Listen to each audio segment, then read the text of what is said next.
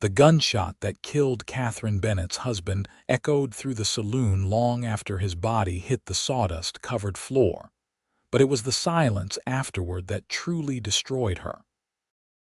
Yuba City, California, in the spring of 1878 was a rough settlement filled with miners, gamblers, and men chasing their fortunes in the aftermath of the gold rush.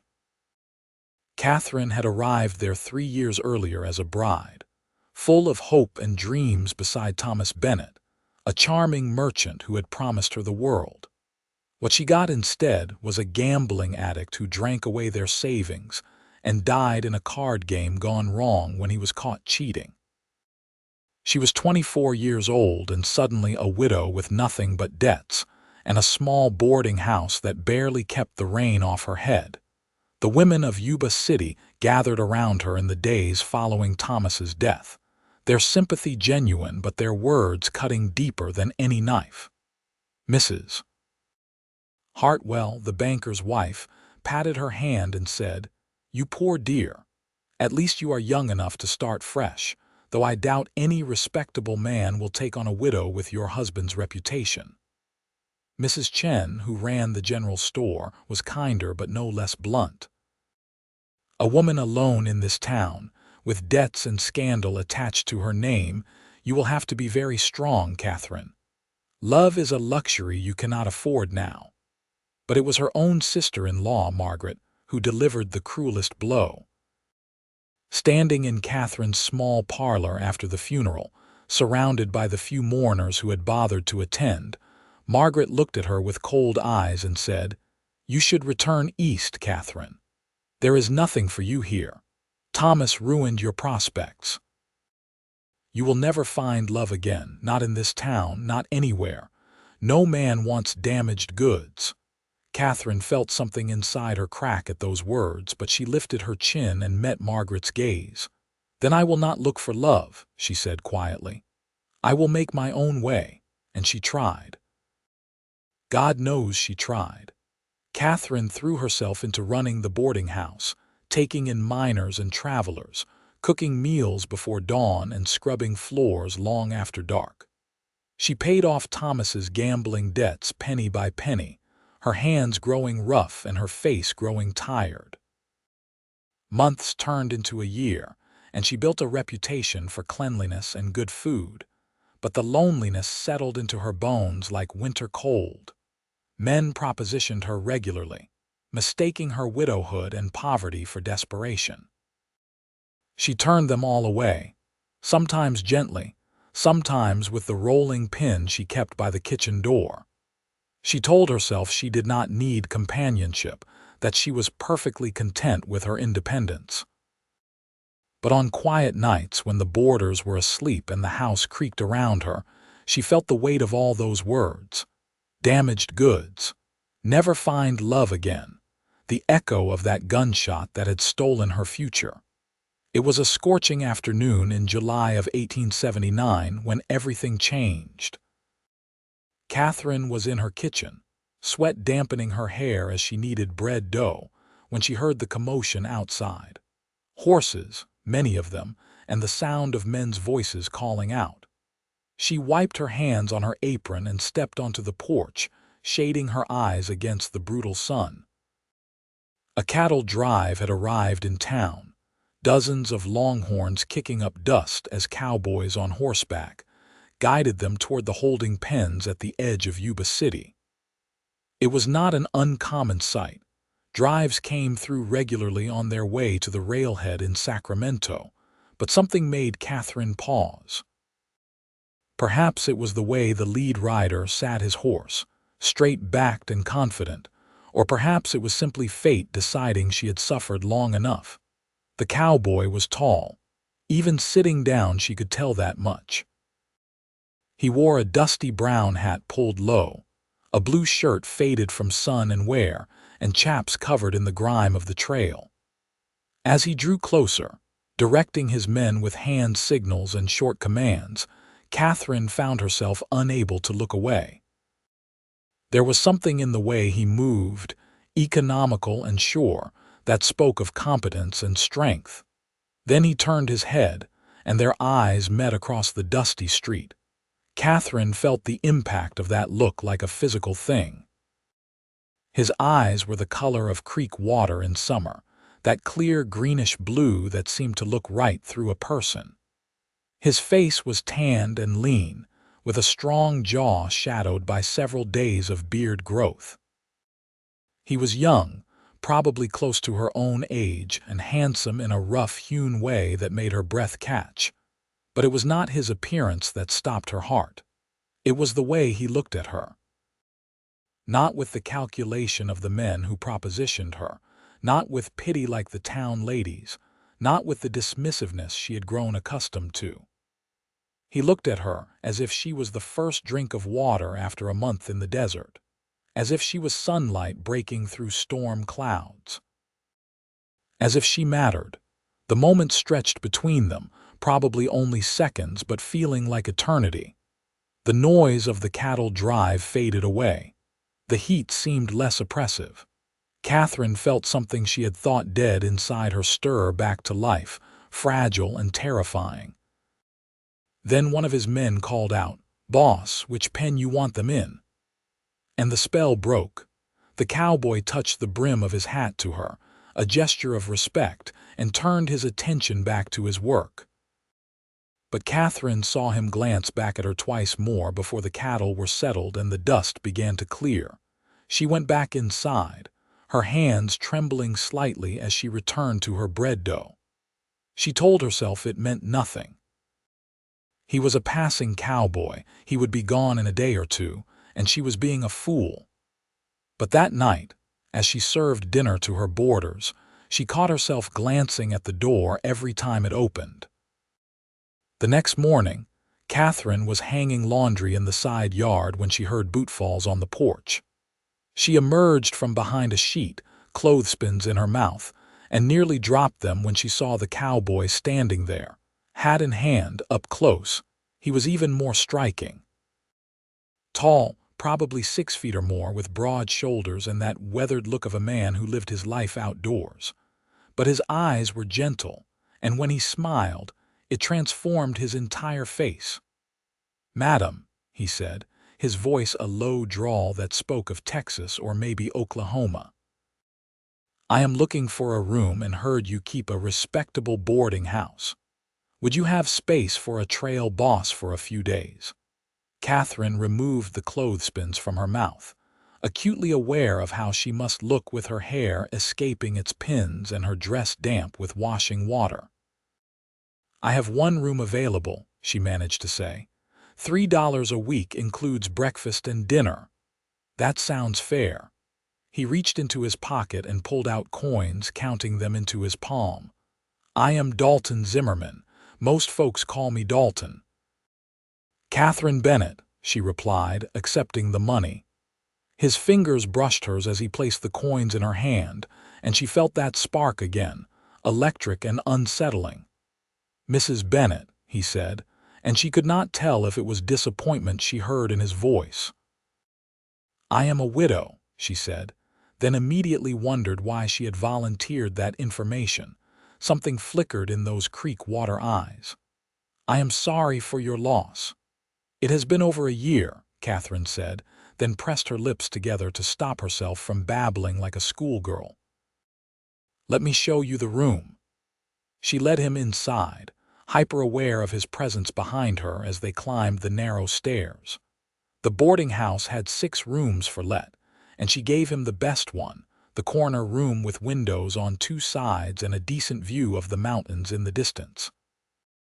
It was clean and simple, with an iron bed frame, a washstand, and a small desk. "This will do fine," Dalton said, setting his saddlebags on the bed. "What time is dinner?" 6 o'clock, Katherine said, standing in the doorway because being in the small room with him felt suddenly dangerous. "I serve in the dining room downstairs. I will be there." He looked at her again with that intensity that made her feel exposed. "Thank you, Mrs. Bennett." She fled. There was no other word for it. She went back to her laundry with her heart pounding and her thoughts in chaos. This was ridiculous. She was a grown woman, not some silly girl to be undone by a handsome face. But it had been so long since anyone had looked at her that way, so long since she had felt anything but exhaustion and determination. Dinner that evening was an exercise in restraint. Katherine cooked beef stew with vegetables from her small garden, fresh bread, and an apple pie she had made that afternoon.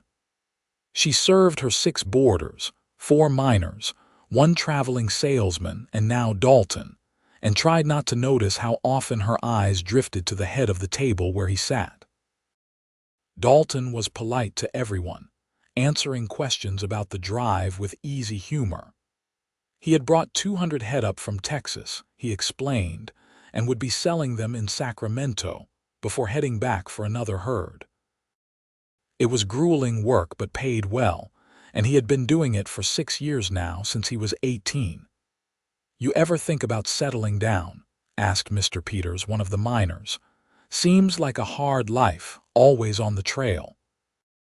"I have thought about it," Dalton admitted, and his eyes found Katherine where she stood by the kitchen door. "Just have not found the right reason to stop moving yet." The words hung in the air, weighted with meaning. Katherine felt heat rise to her cheeks and quickly retreated to the kitchen. Over the next few days, a pattern developed. Dalton would leave early in the morning to tend to his cattle and his men, but he always returned for dinner. He began staying after the meal was finished, helping Katherine clear plates despite her protests. The other boarders would drift away to the saloon or their rooms, leaving them alone in the dining room with the oil lamps burning low. They talked about everything and nothing. Katherine learned that Dalton had grown up in Texas, the youngest of 5 children on a small ranch. His father had died during the war, and his mother had struggled to keep the land until she eventually sold it and moved in with Dalton's older sister. He had gone on his first cattle drive at 14 and had been saving money ever since with dreams of buying his own ranch someday. "Where would you want this ranch?" Katherine asked one evening as she washed dishes and he dried them, standing close enough that she could feel the warmth of him. "I always thought California," he said thoughtfully. "Good grazing land, milder winters than Texas. Maybe north of here, up in the valleys." "That sounds nice," Katherine said softly. "What about you?" Dalton set down the plate he was drying and turned to look at her. "What are your dreams, Katherine?" It was the first time he had used her given name, and it sent a shiver through her. "I do not know any more," she admitted. "I used to dream about having a real home, children, a husband who loved me, but that seems like a different life now." "Why?" His voice was gentle but insistent. Katherine kept her eyes on the dishwater. "Because I am not the woman who had those dreams anymore. I am a widow with a scandalous past and calloused hands and no prospects. I have been told quite clearly that I should not expect love again." "Who told you that?" There was anger in his voice now, controlled but real. "Everyone." She finally looked up at him, and the expression on his face made her breath catch. "My sister-in-law, the town ladies, even the preacher suggested I should be grateful for any respectable offer I receive, as if I should settle for being some old man's nurse in exchange for security." Dalton reached out slowly, giving her time to pull away, and took the dish rag from her hands. He set it aside and then cupped her face in his palms, his touch infinitely gentle despite the roughness of his calluses. "They are all fools," he said quietly. "Every last one of them." "You do not know me," Katherine whispered, but she could not make herself step back. "I know enough. I know you are strong enough to survive what would have broken most people. I know you are kind because you are patient with Mr. Henderson even though he complains about everything. I know you are smart because you have kept this place running against all odds. And I know you are beautiful, Katherine, so beautiful it makes my chest ache just looking at you." Tears spilled down her cheeks before she could stop them. "Please do not say things you do not mean." "I have never meant anything more in my life." His thumbs brushed away her tears with heartbreaking tenderness. "From the moment I saw you standing on that porch, looking at me like I was real, I knew. I have been waiting my whole life to feel this way, and I am not going to let other people's cruelty steal this chance from us." "You are leaving soon," Katherine said, even as she leaned into his touch. "You said you are heading back to Texas. Then come with me."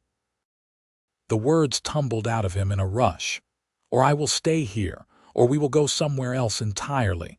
I do not care, Katherine. I just know I cannot leave you." "This is crazy," she said, but her heart was singing.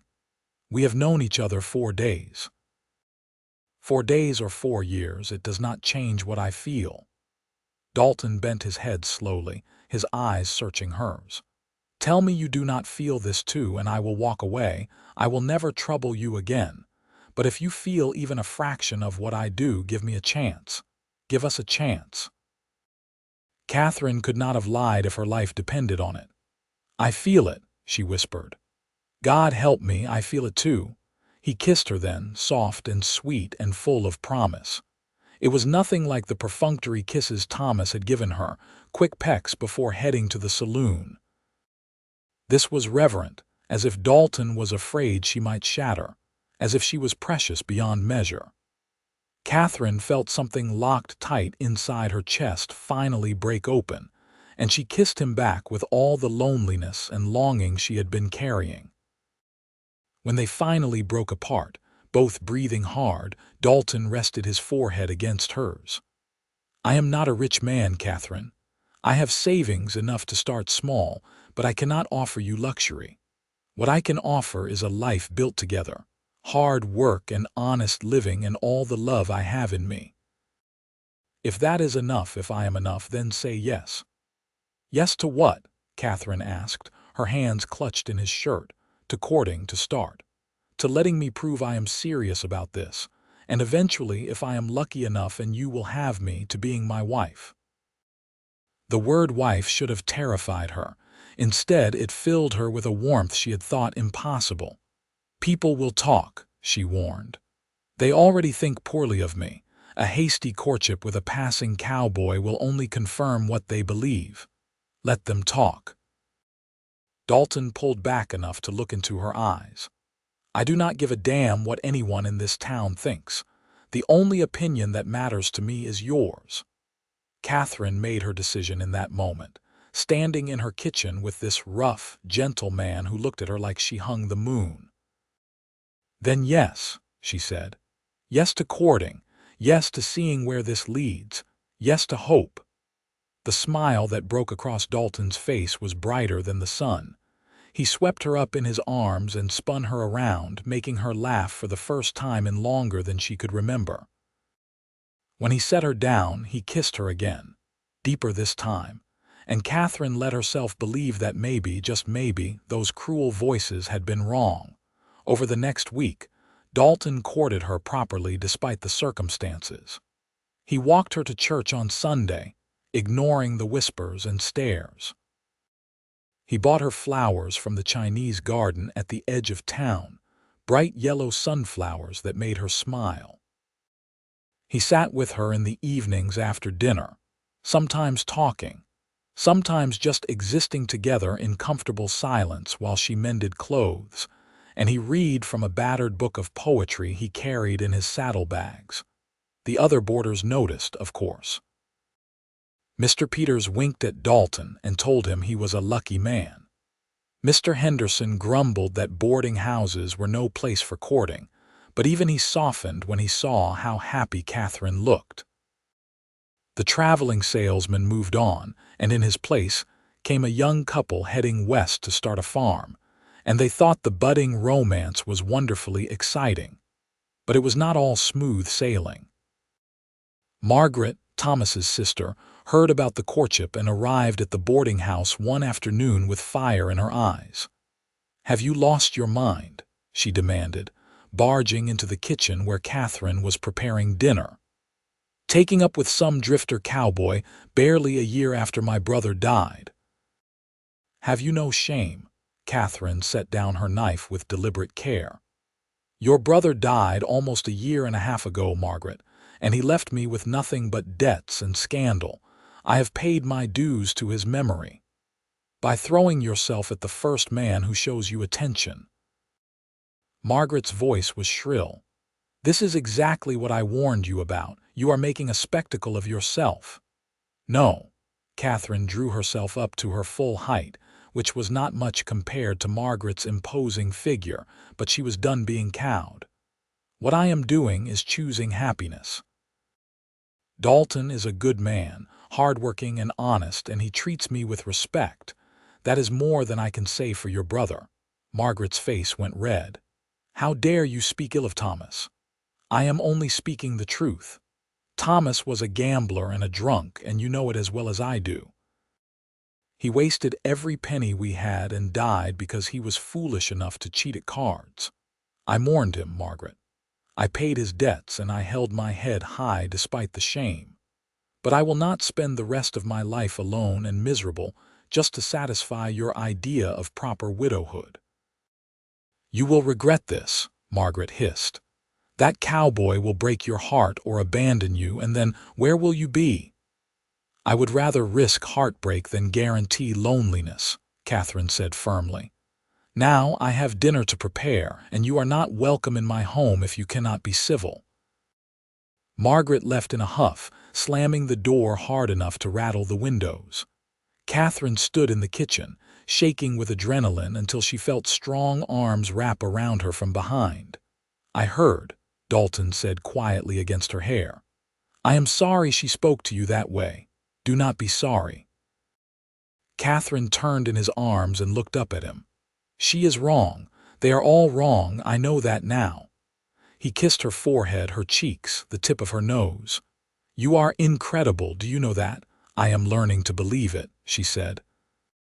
But doubt still crept in at night, in those quiet hours when Katherine lay alone in her bed. What if Margaret was right? What if this was all too fast, too good to be true?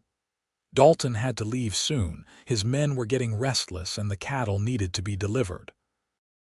What if he got to Sacramento and realized he had been caught up in some romantic fantasy? What if he never came back? She tried not to show these fears, but Dalton knew. He always knew. "Talk to me," he said one evening as they sat on the porch swing he had repaired, watching the sun set over the mountains. "I can see something eating at you." Katherine was quiet for a moment, then said softly, "When are you leaving?" "3 days. We need to get the herd to Sacramento before the buyers move on. And then I come back." He took her hand, threading his fingers through hers. "Katherine, look at me." She did, and found nothing but sincerity in his eyes. "I am coming back," he said firmly. "I am going to deliver this herd, collect my pay, and settle accounts with my crew. Then I am coming straight back here to you. I need you to believe that." "I want to," she whispered. "But I am scared. What if something happens? What if you change your mind?" "I will not change my mind." He squeezed her hand. "You are the surest thing I have ever felt. I know it is fast. I know it seems crazy. But Katherine, I have lived my whole life moving from place to place, never putting down roots because nothing ever felt like home. You feel like home." Tears pricked her eyes. "You feel like home to me too? Then trust me. Trust this." He pulled something from his pocket and Katherine gasped when she saw the ring. It was simple, a thin gold band with a small blue stone, nothing fancy but clearly chosen with care. "This was my grandmother's. My mother gave it to me before I left Texas, told me I would know when I found the right woman to give it to. Marry me, Katherine. Not today, not tomorrow, but when I come back. Give me the right to spend my life proving those people wrong. Let me show you what real love looks like." "Yes," Katherine said without hesitation. "Yes, I will marry you." Dalton slipped the ring onto her finger and it fit perfectly. Then he kissed her under the fading light and Katherine felt like she was finally, truly alive. The next 3 days passed in a blur of preparation and stolen moments. Dalton spent his daylight hours getting the herd ready for the final push to Sacramento, but every evening he was at the boarding house, and every evening they sat together making plans. "I will sell the boarding house," Katherine said. "It is not worth much, but it will give us something extra to start with." "Are you sure?" Dalton asked. "You have worked so hard for this place." "It was never my dream," Katherine admitted. "It was survival. My dream is building something new with you." They decided on land north of Sacramento, where the soil was good and land prices were reasonable. Dalton had enough saved for a decent parcel, and with Katherine's addition, they could buy livestock and supplies. It would not be easy starting a ranch from nothing, but they would do it together. On the morning Dalton was set to leave, Katherine woke before dawn to make him a proper breakfast. She cooked eggs and bacon, biscuits and gravy, strong coffee. The other boarders were still asleep when he came downstairs, dressed for the trail and carrying his saddlebags.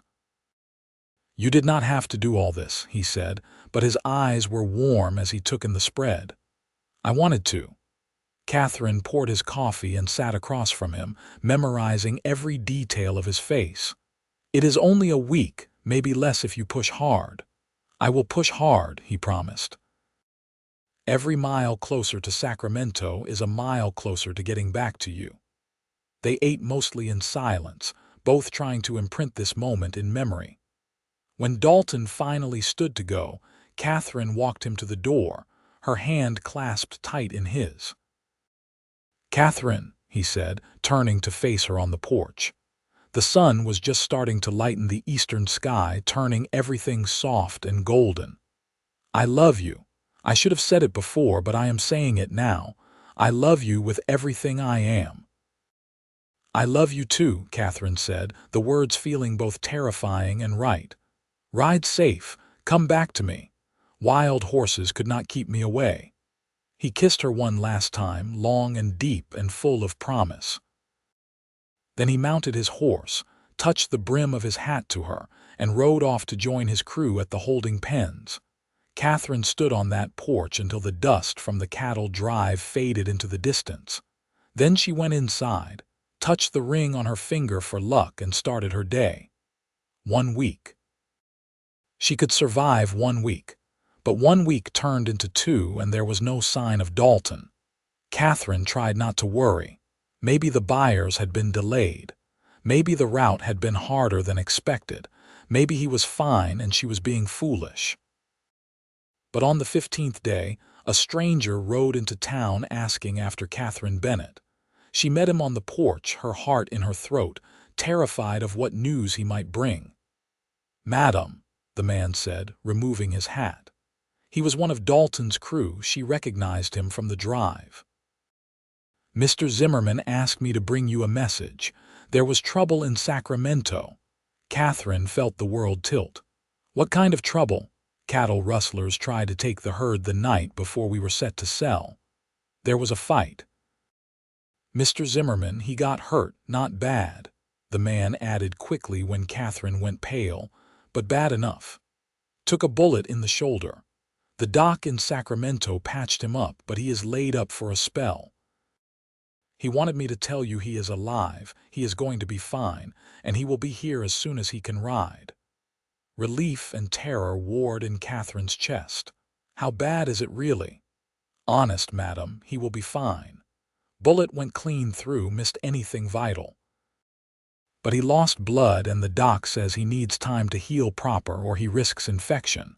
Maybe another week, 2 at most." "What about the cattle, the money?" "We killed or ran off the rustlers and sold the herd. Mr. Zimmerman's share is safe. He just cannot travel yet." Katherine made a decision. "Tell me where he is, what doctor, what boarding house." The man blinked.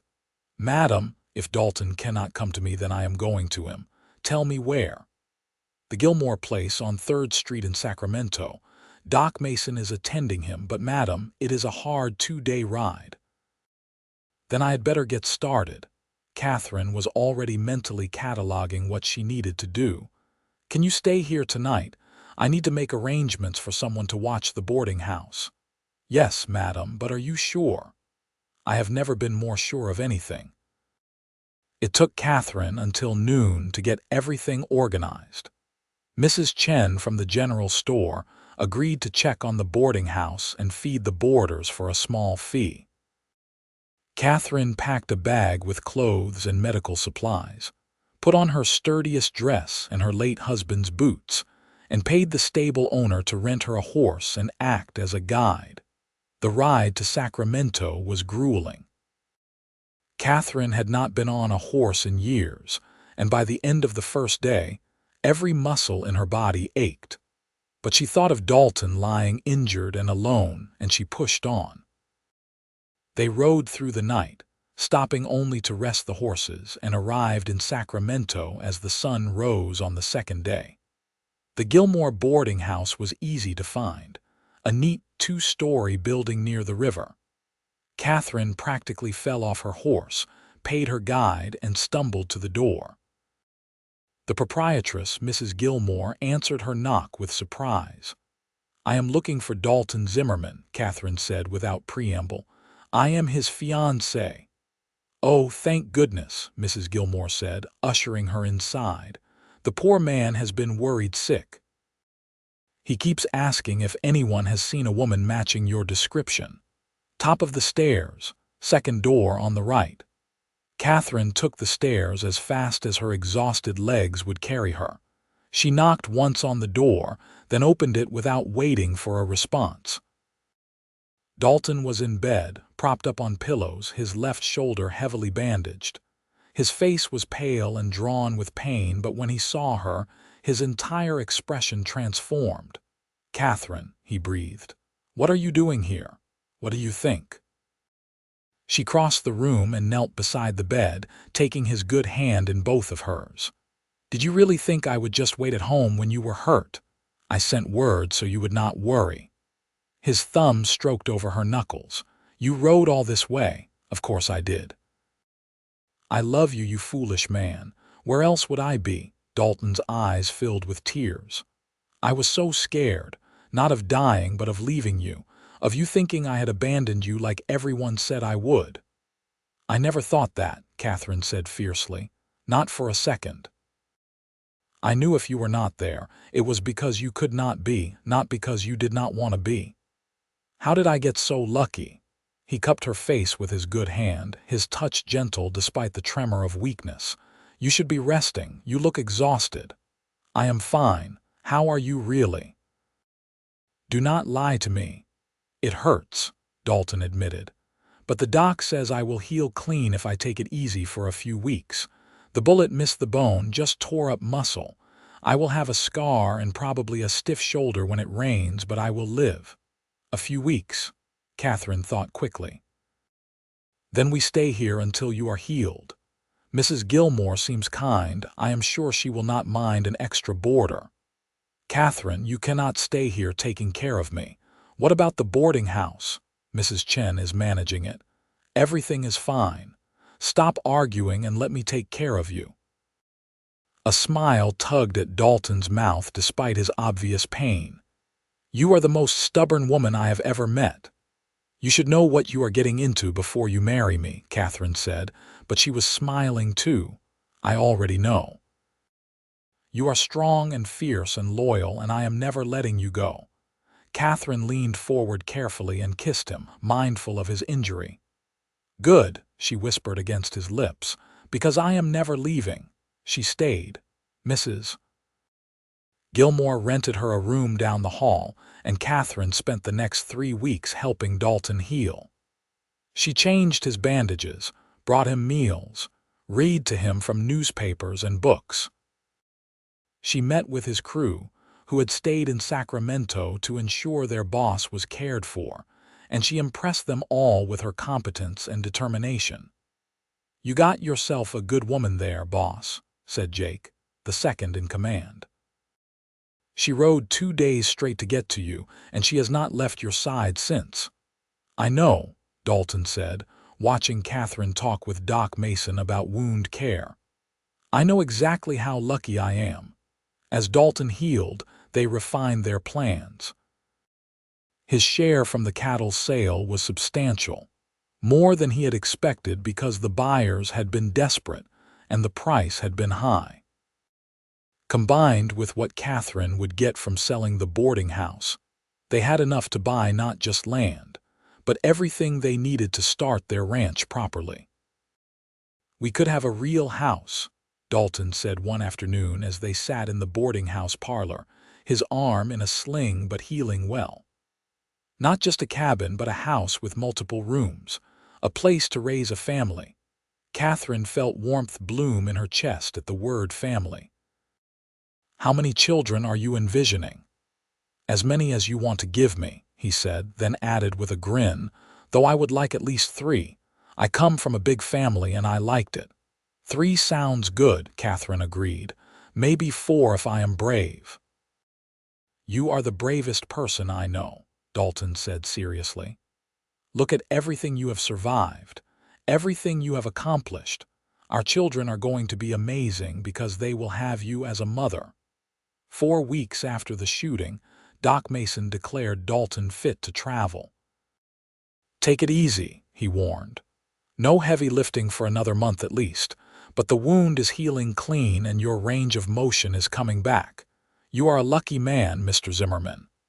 "Believe me, I know," Dalton said, his eyes on Katherine.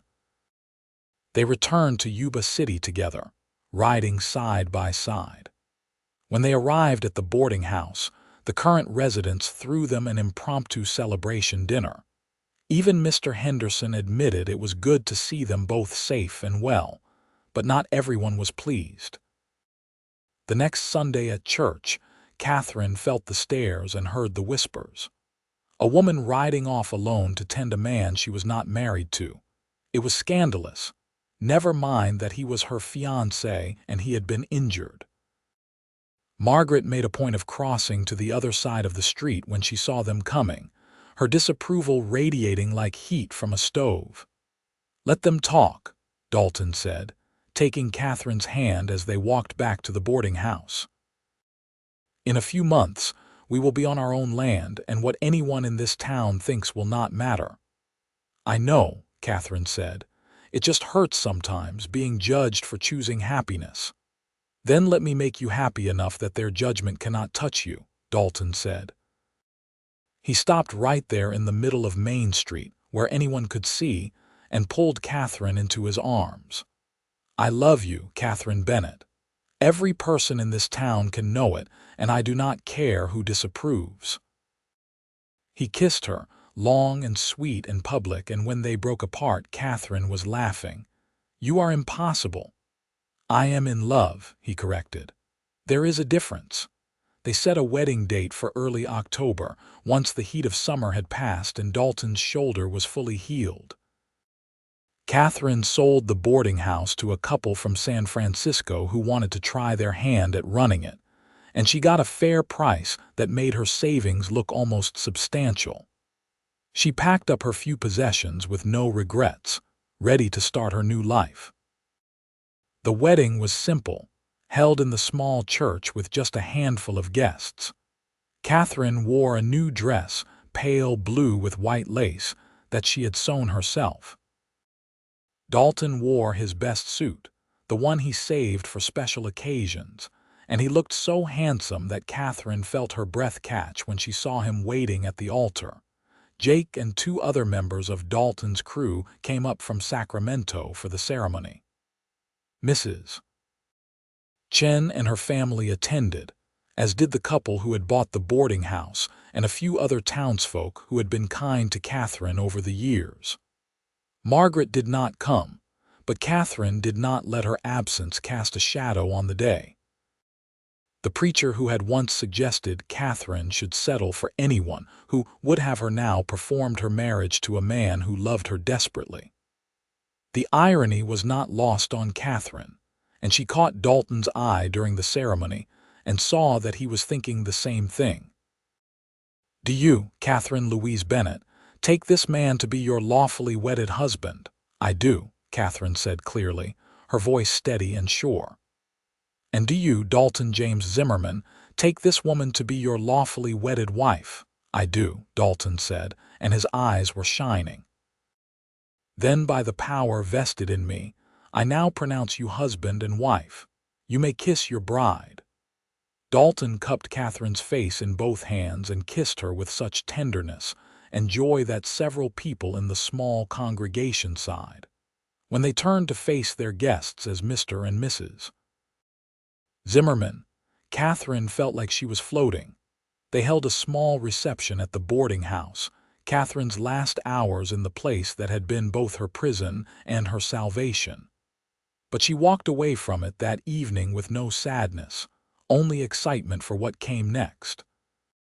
Dalton had rented a hotel room for their wedding night, wanting to give Katherine one night of luxury before they started their journey north. It was a beautiful room, the best the hotel had to offer, with a real bed and curtains and even a private bathing room. "Mrs. Zimmerman," Dalton said, closing the door behind them. He had been calling her that all evening, seeming to savor the words. "How does it feel to be married?" "Perfect," Katherine said honestly. She turned to look at him, this man who had proven everyone wrong with one look, with his constant presence, with his unwavering love. "How does it feel for you?" "Like I can finally breathe properly," he said. He crossed to her and began unpinning her hair, letting the dark waves fall around her shoulders. "Like I've been waiting my entire life for this moment, and I did not even know it." Katherine reached up and began unbuttoning his shirt, her hands only trembling a little. "I was so scared the day we met, scared to feel anything, scared to hope. They told me I would never find love again. And now," Dalton's hands found the buttons down the back of her dress, "and now I know they were wrong, so completely, utterly wrong." She looked up at him, letting him see everything she felt. "I love you, Dalton, not because you rescued me or because you were persistent. I love you because you saw me when everyone else looked through me, because you believed in me when I had stopped believing in myself. Because you are good and kind and strong, and being with you feels like coming home." "Katherine," he breathed, and then words became unnecessary as they came together in the oldest celebration of love and commitment. Later, wrapped in each other's arms in the darkness, Katherine felt complete in a way she never had before. Thomas had been her first husband, but Dalton was her first real love, and the difference was staggering. "What are you thinking about?" Dalton murmured against her hair. "How different this is," Katherine admitted. "How different you are. I was married before, but I never felt like this. Safe and cherished and seen." "You are all of those things," Dalton said firmly, "and I will spend every day for the rest of my life making sure you know it." They left Yuba City 2 days later in a wagon loaded with supplies and the building blocks of their new life. The journey north took a week, traveling at an easy pace and camping under the stars. Dalton showed Katherine how to cook over an open fire, and she taught him some Bawdy Trail songs she had picked up from the miners who used to board with her. They laughed and talked and made love under the enormous sky, and Katherine had never been happier. The land they had purchased was everything they had hoped for. 200 acres of valley floor with a creek running through it, backed by foothills and surrounded by good grazing land.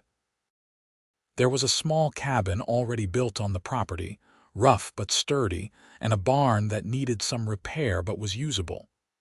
"It is not much yet," Dalton said as they stood looking at their new home, "but we will build it into something amazing." "It is already amazing," Katherine said. "Because it is ours." They spent the first weeks making the cabin livable and the barn functional. Jake and the other crew members came to help for a week, repaying Dalton's years of fair treatment by working from sunup to sundown. Together, they repaired the barn, built a chicken coop, and added a proper kitchen to the cabin. Katherine threw herself into homemaking with the same determination she had brought to running the boarding house. She planted a kitchen garden, set up her sewing corner, and learned how to preserve food for the coming winter. Dalton worked on building up their herd, purchasing cattle and horses with careful consideration. The first time they rode their property together, checking fence lines and assessing water sources, Katherine felt such a surge of pride and joy she thought she might burst. "This is real," she said, looking out over the valley that was theirs. "We really did it." "We did," Dalton agreed. He reached over from his horse to take her hand. "And we are just getting started." That first winter was hard but wonderful. The cabin was snug, and they had laid in enough supplies to last through the cold months. On long nights when snow fell outside, they would sit by the fire, Katherine sewing or reading while Dalton planned the next year's improvements. Sometimes they would just talk for hours, sharing stories from their pasts and dreams for their future. It was during one of these conversations in late January that Katherine told Dalton she thought she was pregnant. The look on his face was something she would treasure forever. Shock and joy and wonder all mixed together. "Are you sure?" "Fairly certain," Katherine said, her hand resting on her still flat stomach. "All the signs are there. I think come summer we will be parents." Dalton let out a whoop of joy and swept her into his arms, spinning her around until she laughed and begged him to stop. Then he set her down gently, as if she was made of glass, and placed his hand over hers on her belly. "Our child," he said in wonder. "You and me." "Are you happy?" Katherine asked, though she could see the answer on his face. Happy does not even begin to cover it. Grateful, blessed, terrified, excited, all of those and more. He kissed her softly. "You are going to be an amazing mother." "And you will be an amazing father," Katherine said. "Our child is so lucky." The pregnancy progressed smoothly. Katherine continued working as long as she could, though Dalton became increasingly protective as her belly grew. He brought her flowers from the meadow, made sure she was eating enough, and talked to the baby every night, telling their unborn child about the ranch and the plans he had. In early August, on a sweltering afternoon that had Katherine longing for winter, their son was born. The labor was long and difficult, attended by a midwife from the neighboring ranch. But when Katherine finally held her baby in her arms, every moment of pain was forgotten.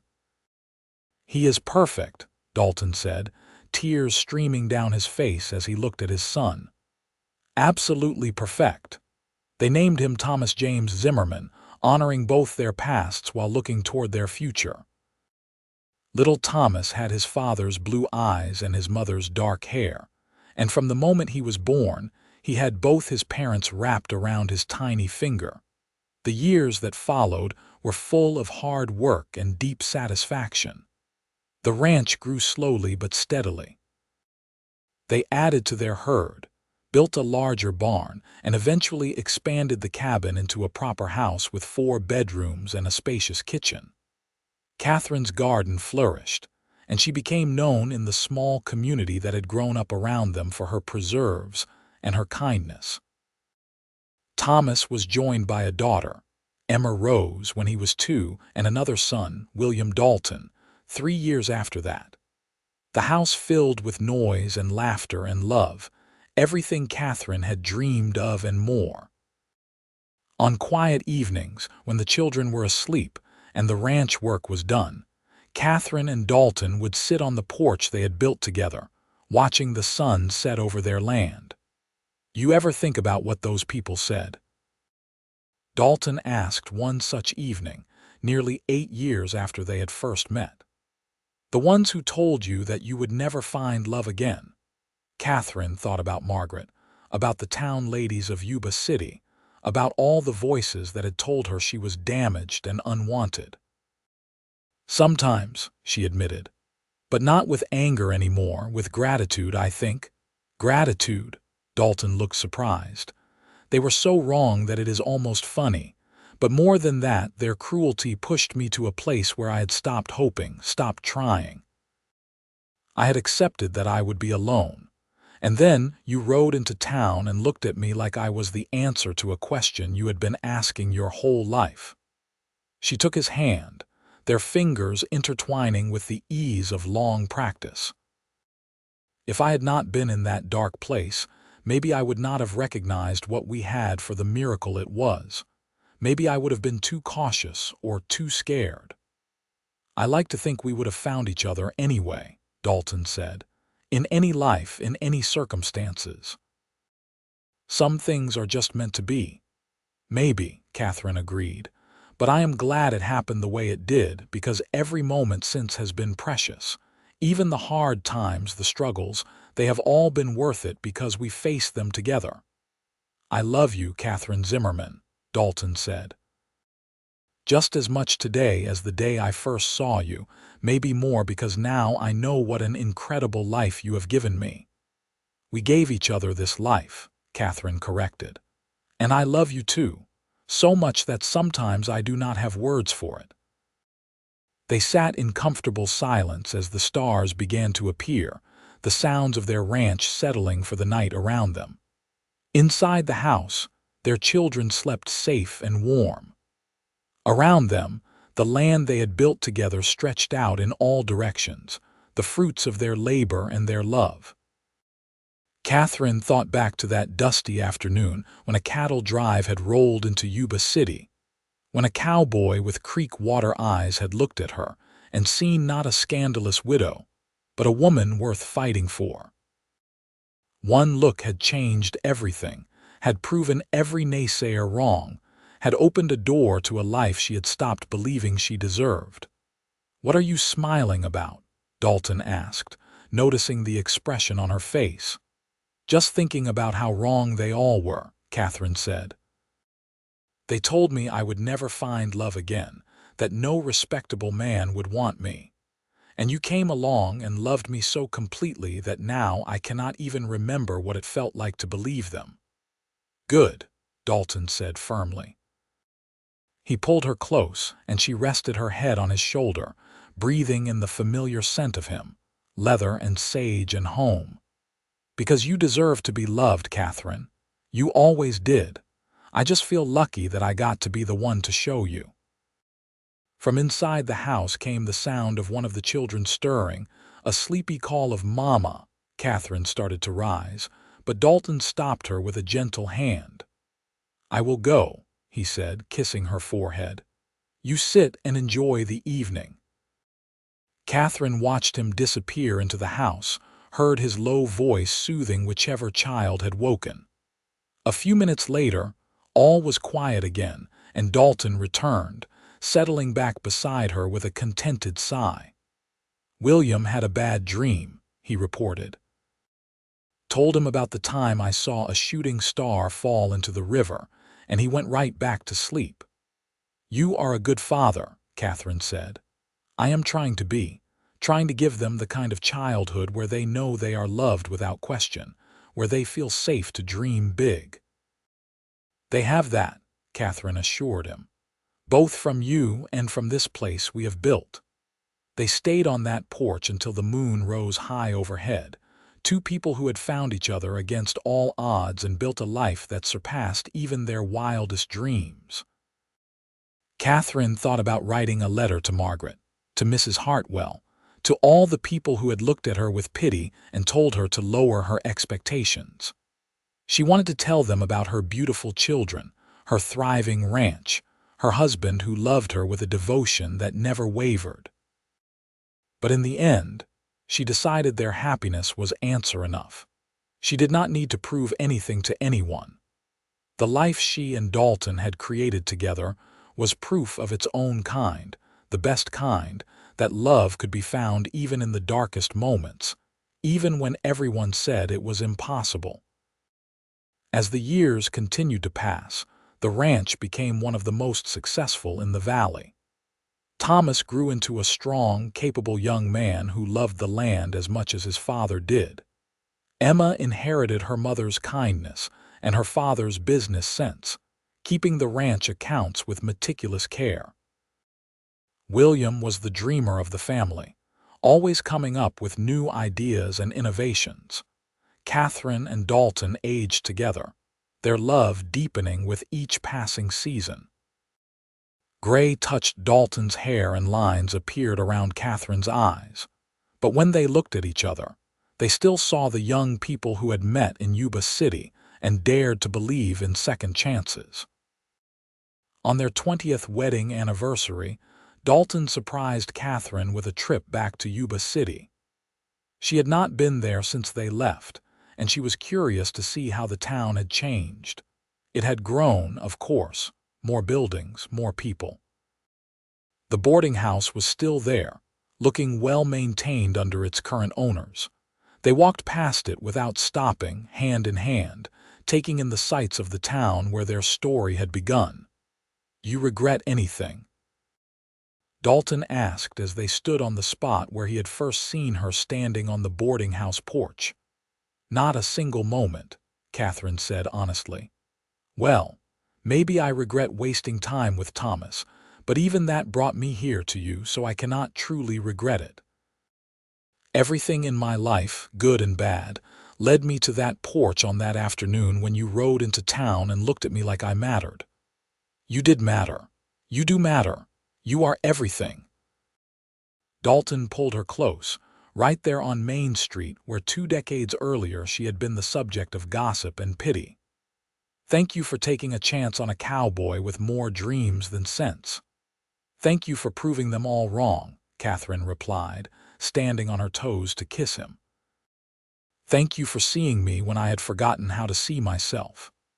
They spent the night in the hotel where they had celebrated their wedding night, and in the morning they rode back home to their ranch, their children, their life.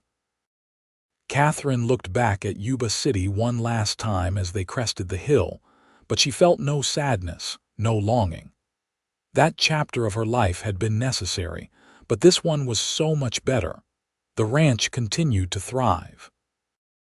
Thomas married a sweet girl from the neighboring ranch and built a house on the far corner of the property. Emma fell in love with a schoolteacher who came to the valley to educate the growing number of children, and they had their wedding in the meadow behind the main house. William eventually left to study engineering in San Francisco, but he came home every summer, full of stories and innovations that he implemented on the ranch. Katherine and Dalton became grandparents, then grandparents many times over. Their house was always full of children and laughter, the sound of family gathering for Sunday dinners and holidays. The ranch that had started as a dream became a legacy, something to be passed down through generations. On a warm spring evening when Katherine was 60 and Dalton 62, they sat in their usual spot on the porch. Their hair was silver now, their movements slower, but their love was as strong as ever. Inside, their youngest granddaughter was practicing piano, the notes drifting out through the open windows. "You remember what today is?" Dalton asked. "How could I forget?" Katherine smiled. 36 years ago today, you rode into Yuba City with a cattle drive and looked at me like I was the only woman in the world. You were. You are." Dalton took her hand, his thumb tracing the ring that had never left her finger, now worn thin with decades of wear. "Best decision I ever made, staying at that boarding house." "Best decision I ever made, letting you," Katherine agreed. They sat in silence for a while, watching the sun paint the sky in shades of orange and pink. Their land stretched out before them, dotted with cattle and horses, the barn and outbuildings standing strong, the gardens lush with spring growth. In the distance, they could see the house where Thomas lived with his family, smoke rising from the chimney. "I have been thinking," Dalton said quietly, "about what comes next. We have built something amazing here, but Thomas is ready to take over full management of the ranch. Maybe it is time for us to step back a little, enjoy what we have built." "What did you have in mind?" Katherine asked, curious. "I want to travel with you, see some of the places we have always talked about. Maybe go back to Texas so you can meet the relatives I still have there. Maybe head up to Oregon, see what that country looks like. Nothing too strenuous, just some time for us to explore together without the weight of the ranch on our shoulders. Katherine considered this. The ranch had been her entire world for so long, but the idea of adventures with Dalton, of seeing new places together, appealed to her. "I would like that," she said. "Thomas is more than capable and Emma keeps the books better than I ever did. Let us do it. Let us go adventuring." "Really?" Dalton looked like a boy who had just been given his heart's desire. "Really? We built this life together. Now let us enjoy it together." And they did. Over the next several years, Katherine and Dalton traveled throughout California and beyond, always returning home between trips, but seeing the world that existed outside their valley. They visited San Francisco and marveled at the city's growth. They went to Texas and met Dalton's sister, who cried with joy at seeing her baby brother so happy and loved. They even took a train to Chicago once, just to say they had seen the great city. But they always came home, because home was where their family was, where their history lived in every fence post and tree. Home was the ranch they had built from nothing but love and determination, and the refusal to believe the voices that said they did not deserve happiness. When Katherine was 68 and Dalton 70, his health began to fail. Nothing dramatic, just the slow wind down of a life well lived and a body worn out from hard work. Katherine nursed him with the same fierce devotion he had always shown her, and their children and grandchildren visited often, filling the house with noise and love. On a clear autumn morning, with Katherine holding his hand and their entire family gathered around, Dalton passed peacefully in his sleep. Katherine sat with him for a long time after, memorizing his face one last time, grateful beyond measure for the life they had shared. She mourned him, of course. The loss was profound, a piece of her soul gone, but she did not fall into the darkness that had consumed her after Thomas's death. How could she when Dalton had left her with so much? 3 children who adored her, a dozen grandchildren who climbed into her lap for stories, great-grandchildren who were just beginning to arrive. A ranch that thrived, land that would sustain the family for generations. Memories of a love so profound that it had changed the very fabric of who she was. Katherine lived another 8 years, staying active and involved in the ranch until the very end. She told her grandchildren stories about their grandfather, about the cowboy who had ridden into town and changed her life with one look. She taught her granddaughters that they were never broken beyond repair, never unworthy of love. She told them about the voices that had tried to convince her otherwise, and how wrong they had been. On the morning of her 76th birthday, surrounded by family in the house she and Dalton had built together, Katherine passed away in her sleep. She was buried next to Dalton on a hill overlooking the ranch, under an oak tree they had planted together their first spring. The ranch continued for generations, each new family adding their own chapter to the story, but they all knew where it had started. With a widow who had been told she would never find love again, and a cowboy who proved them wrong with one look, with persistence, with a love that lasted through trials and triumphs, through decades and distance, through life and into whatever lay beyond. Thomas and Emma and William made sure the story was passed down, told to each new generation as they sat on that same porch where their parents had spent so many evenings. They wanted their children and their children's children to know that love could be found even in the darkest moments, that second chances were real, and that the voices telling you to give up on happiness were always, always wrong. Years turned into decades, and the ranch remained in the family, a testament to what 2 people could build when they dared to believe in each other. The original cabin was preserved as a historical building, and the main house became a gathering place for reunions and celebrations. But more than the physical structures, Katherine and Dalton's legacy lived on in the way their descendants loved. Fiercely, faithfully, with the understanding that real love was worth fighting for, worth believing in even when the world said to give up hope. They had proved that second chances existed, that broken hearts could heal, and that sometimes all it took was one look to change everything. Their story became legend in the valley, the widow and the cowboy who had built an empire on faith and determination. But for their family, it was simply the story of how they came to be, the foundation upon which everything else was built.